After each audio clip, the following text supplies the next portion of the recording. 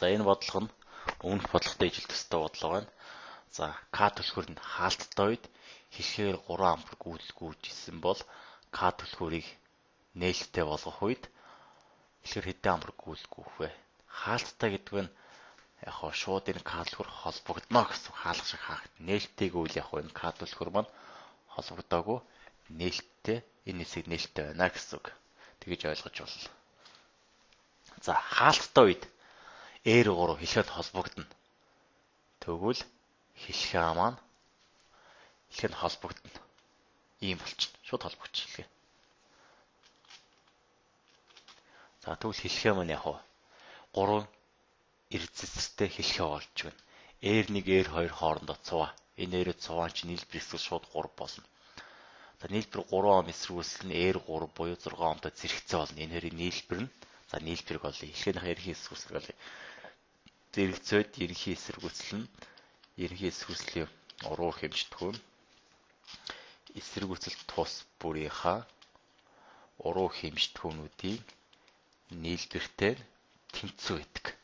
R1 R2-ийн нийлбэр чинь 3 ом зэрэгцээ ом шууд нэмчихэж байгаа. 1 бахан 3. Нэмэх нь R3 чинь 6 ом.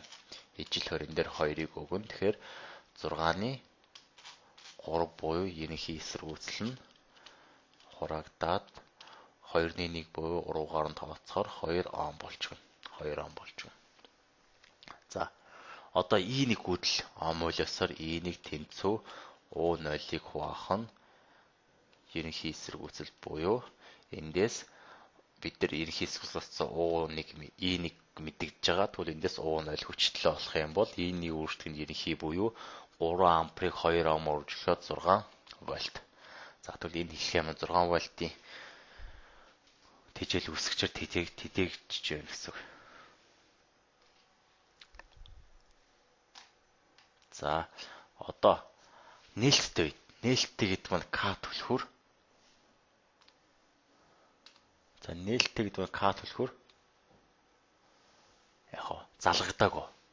Тийм болохоор R3-оор гүйцэлгүйхгүй зөвхөн R1 R2-оор гүйцэлгүйгээд E2 гүйцэл тэнцүү шууд омын хуулиасаар E2 гүйцэл тэнцүү хүчлийг хуваах нь R1-д нэмэх нь R2 болчихно. За бид нар хүчлийг 6 вольтгээ олцсон. Тоон орлого хийх юм бол 6-г хуваах нь 1-д нэмэх нь 2 буюу 2 ампер гүйцэл.